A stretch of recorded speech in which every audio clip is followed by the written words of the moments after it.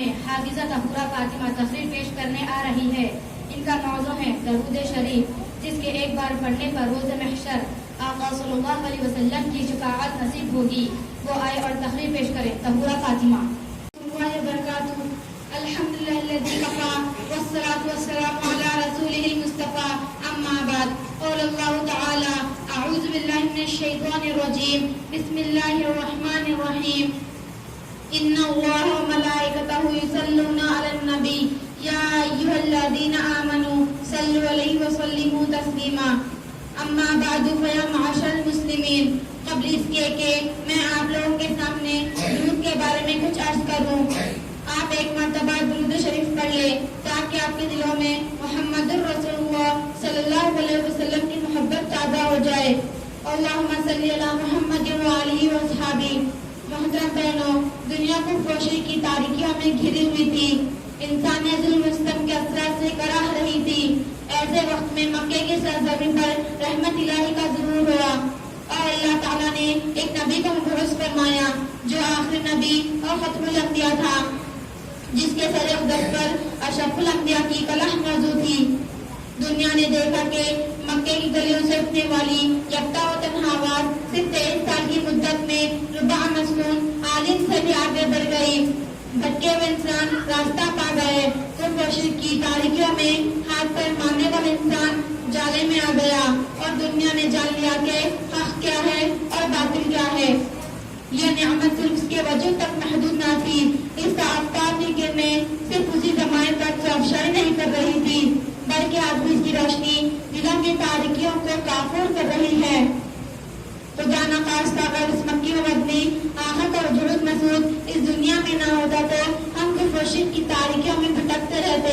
اتنا بڑا احسان جو ذات گرامی نے ہم پر کیا ہے، ہم اس کا معاوضہ کیا دے سکتے ہیں؟ ہاں، ہم اس کے احسان مندی کے لیے چند الفاظ ضرور کہہ سکتے ہیں جو ہمیں اس ذات گرامی نے بتائے ہیں۔ انہی الفاظ کو درود شریف کہا جاتا ہے۔ میری پیاری ماں اور بہنوں، درود شریف کے فضائل بے شمار ہے۔ اللہ جل شانہ خود ارشاد فرماتے ہیں کہ اے ایمان والو، تم محمد صلی اللہ علیہ وسلم پر درود و سلام بھیجو۔ خدا حضور صلی اللہ علیہ وسلم نے ارشاد فرمایا، جو مجھ پر ایک مرتبہ درود بھیجے گا اللہ تعالیٰ اس پر 10 رحمتیں نازل کرے گا۔ امام ترمذی اپنی کتاب میں حضرت عبداللہ بن مسعود رضی اللہ عنہ سے ایک روایت نقل فرماتے ہیں کہ قیامت کے دن سب لوگوں سے زیادہ قریب وہ شخص ہوگا جو مجھ پر زیادہ سے زیادہ درود شریف کرنے والا ہوگا۔ ایک بار حضور صلی اللہ علیہ وسلم نے ارشاد فرمایا، اس شخص کی ناکیں خاک آلود ہو کے میرا ذکر اس کے سامنے کیا جائے اور وہ مجھ پر درود نہ بھیجے۔ الغرض حدیث میں درود شریف کی بہت زیادہ فضیلت آئی ہے۔ امت محمدیہ میں تقریباً تمام فرقوں کا اتفاق ہے کہ حضور صلی اللہ علیہ وسلم پر جتنا درود بھیجا جائے گا اتنا زیادہ ثواب ہوگا۔ آئیے آخر میں ہم اور آپ ایک بار اور درود پڑھ لیں۔ اللہم صلی علی محمد وآلہ وصحابہ۔ اللہ تعالیٰ ہم سب مسلمانوں کو درود شریف پڑھنے کی زیادہ سے زیادہ توفیق عطا فرمائے اور شفیع المذنبین رحمت للعالمین حضور اقدس صلی اللہ علیہ وسلم کی شفاعت کی رحمت سے ہم سب مسلمانوں کو نواز دے، آمین یا رب العالمین۔ جب انسان کا دین سے جاہل، دنیا کے اللہ سے غافل، مستقبل کا دین کے حامل، آئے کہ انسان مکرم قوم محمد سرور عالم صلی اللہ علیہ وسلم وما علینا الا البلاغ۔ السلام علیکم۔ اور نعت خواں کو آپ کے سامنے پیش کرنے جا رہی ہوں۔ اس سے مراد عبدالعزیز ہے جو ہمارے مدرسے کے شعبے قاعدے کے طالب علم ہیں۔ عبدالعزیز۔ ورحمۃ اللہ وبرکاتہ۔ کعبے کی رونق، کعبے کا منظر، اللہ اکبر اللہ اکبر، دیکھوں تو دیکھے جاؤں برابر، اللہ اکبر اللہ اکبر، حیرت سے خود کو کبھی دیکھتا ہوں اور دیکھتا ہوں کبھی میں غم کو، اور دیکھتا ہوں کبھی میں غم کو،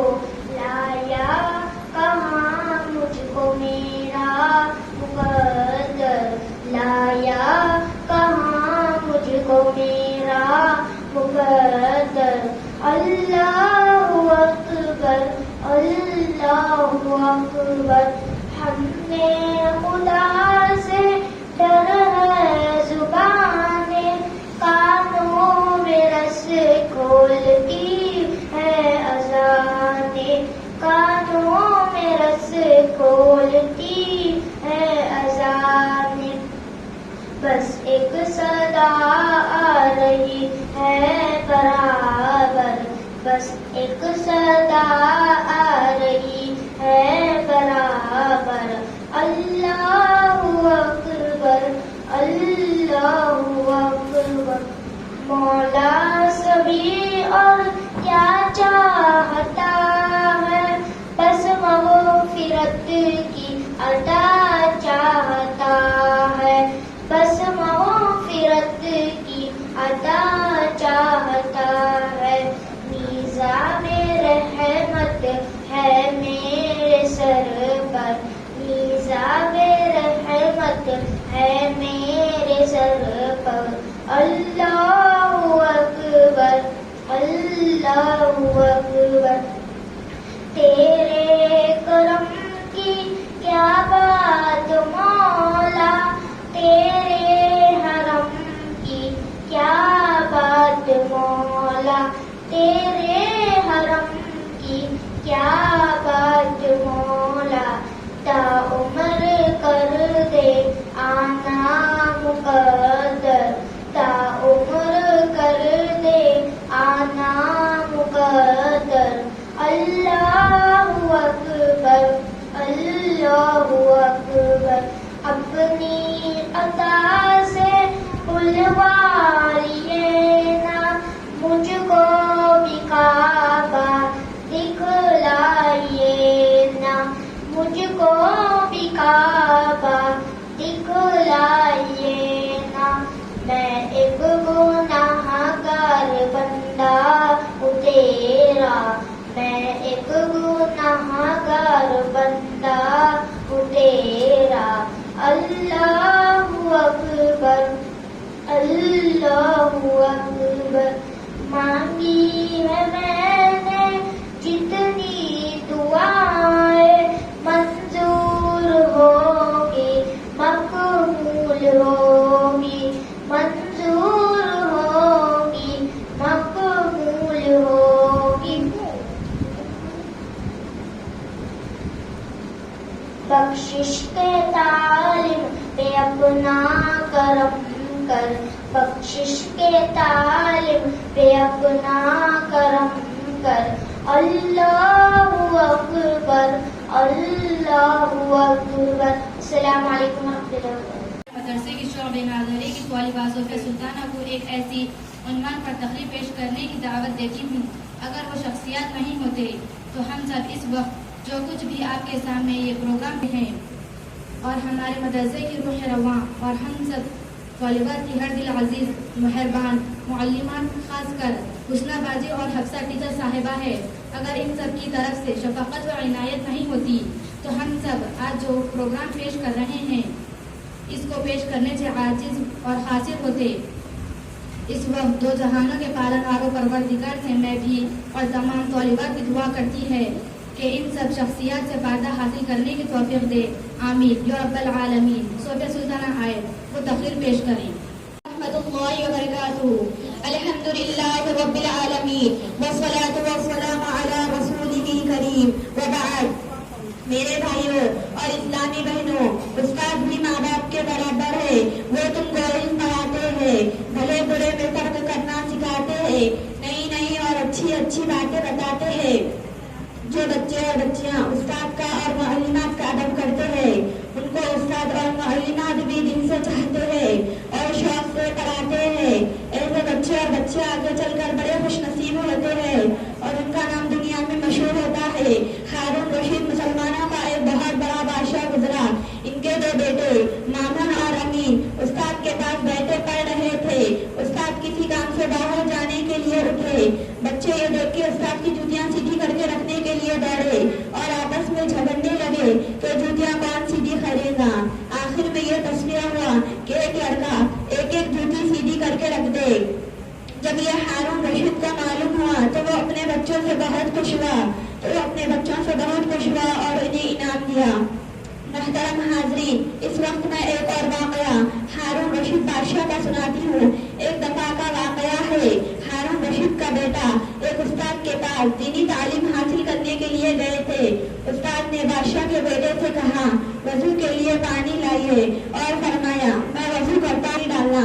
وہ زمانہ لوٹے سے پانی لے کے وضو کرنے کا تھا۔ استاد محترم وضو کرنے کے لیے بیٹھے تو ہارون رشید کا بیٹا لوٹے سے پانی لے کے استاد کے دونوں ہاتھ دھلا رہا تھا۔ اتنے میں کسی نے کہا کہ بادشاہ وقت آ رہا ہے، تو استاد محترم نے فرمایا کہ آنے دو، کوئی بات نہیں۔ بادشاہ نے جب یہ دیکھا استاد کو اس کا بیٹا وضو کرا رہا ہے تو وہ بہت غصے میں آیا۔ تیزی سے چلتے ہوئے استاد اور اپنے بیٹے کے قریب گیا۔ سب نے یہ سمجھا کہ اب بادشاہ استاد کو بہت غصہ کرے گا۔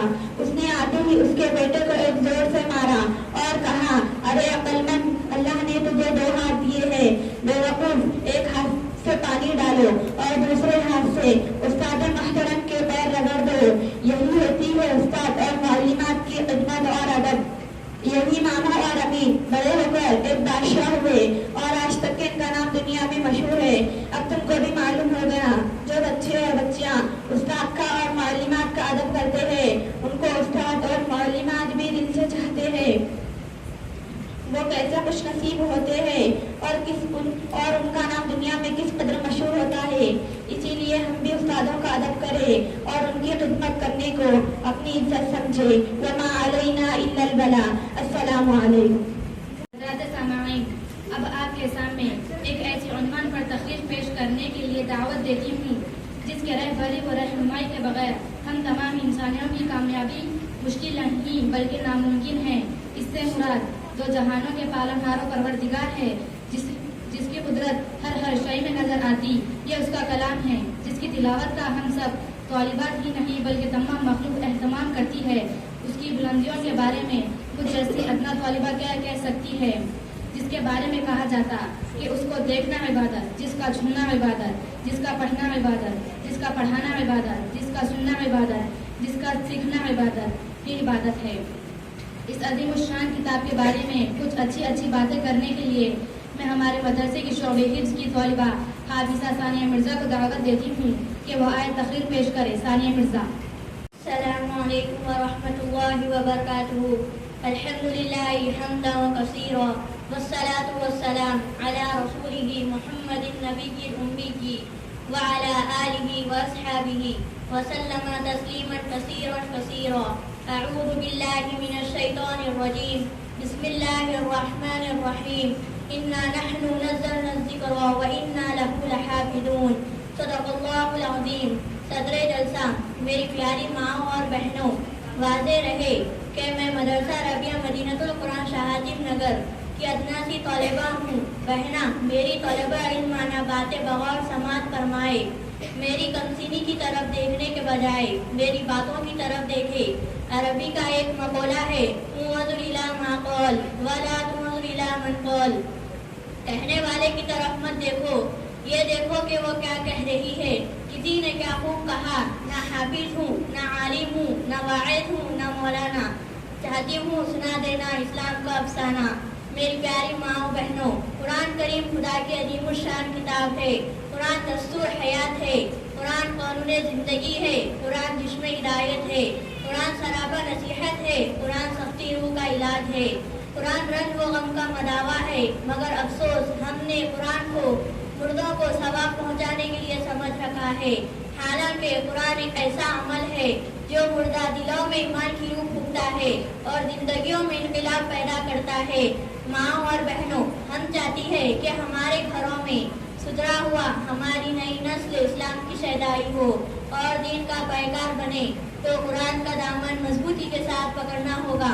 مگر قرآن کریم نے ایک راستہ قائم کیا جن پر اللہ نے انعام کیا، یہ راستہ قرآن کریم نے متعین کیا۔ اس راستے پر چلنے والے مومن کہلاتے ہیں۔ جن لوگوں کی زندگی میں قرآن نہیں، وہ اس راستے کو نہیں پا سکتے ہیں۔ یہی وجہ ہے کہ رسول اللہ صلی اللہ علیہ وسلم کی زندگی میں جنہوں نے قرآن کریم کو اپنایا وہ قوم کے لیے نمونہ بن گیا۔ صداقت، سخاوت اور شجاعت ان کا معیار بن گیا۔ جن لوگوں نے قرآن کو نہ سنا وہ گمراہ اور مغضوب علیہ ہوئے۔ حاضرین، قرآن آنے سے پہلے قوم جہالت کے اندھیروں میں پھنسی ہوئی تھی، شراب ان کی گھٹی میں پڑی ہوئی تھی، شب و روز ان کا مشغلہ تھا کمزوروں پر ظلم کرنا، ناتوانوں اور ضعیفوں کو ستانا، حق والوں کا حق نہ دینا۔ ان کا مزاج بن چکا تھا فسق و فجور، کذب و عناد، قتل و غارت گیری۔ ان کی پہچان بن چکی تھی عورتوں پر ظلم و ستم کا پہاڑ توڑنا، بچیوں کو زندہ دفن کرنے کو اپنی امتیازی شان سمجھتے تھے۔ ایسے میں سرور کائنات، فخر موجودات، امام الانبیاء، سرور دو جہاں، مولائے کل، فخر الرسول، سید الاولین والآخرین، رحمت للعالمین، حضرت محمد مصطفیٰ صلی اللہ علیہ وسلم یہ نسخے کیمیا لے کر مبعوث ہوئے، جس کا پہلا پیغام ہے اقرأ باسم ربک الذی خلق، پڑھو اس پروردگار کے نام سے جس نے کائنات کو پیدا کیا۔ ظلمت کے بادل چھٹنے شروع ہو گئے، نفرت محبت میں تبدیل ہو گئی، نفرت اور عناد و دشمنی کا سفایا ہونے لگا، الفت، مربت، رفعت اور بھائی چار ہوگی عام ہو گئی۔ اسلام سے پیشتر عورت ظلم و بربریت کی شکار تھی، اسلام آیا تو عورت کو عزت ملی، عفت ملی، ایک مقام ملا، وہ گھر کی شہزادی اور ملکہ بن گئی۔ اسی طرح شراب، جوا اور قمار بازی ان کی زندگی میں راس آ گئی تھی۔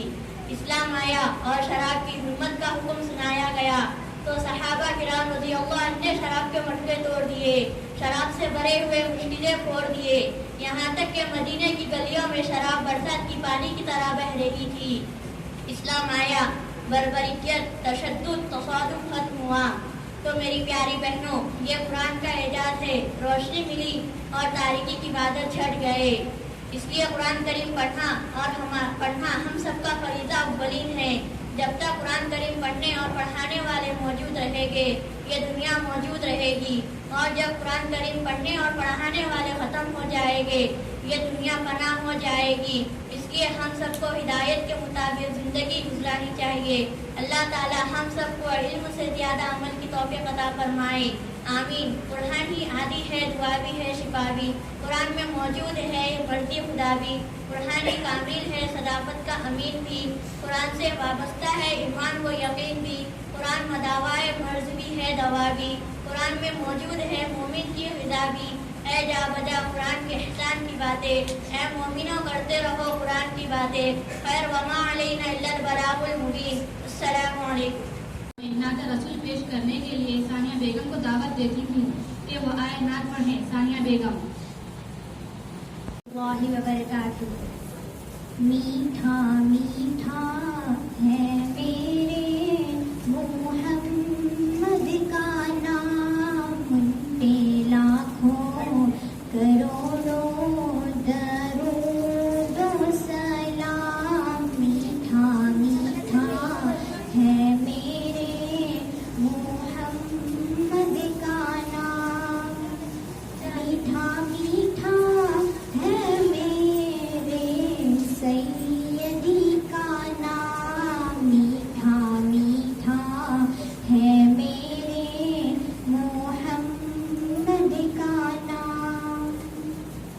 جس نے آ کے سوارا ہے دارین کو، جس نے آ کے سوارا ہے دارین کو، جس کی رحمت نے ڈھانپا ہے کونین کو، جس کے دم سے ہی یہ رونقیں ہیں تمام، ان پہ لاکھوں کروڑوں درود و سلام۔ میٹھا میٹھا ہے میرے محمد کا نام، میٹھا میٹھا ہے میرے مرشدی کا نام، میٹھا میٹھا ہے میرے محمد کا نام، ان پہ لاکھوں کروڑوں درود و سلام۔ وہی حسنی حسینی چمن کے ہیں پھول، وہی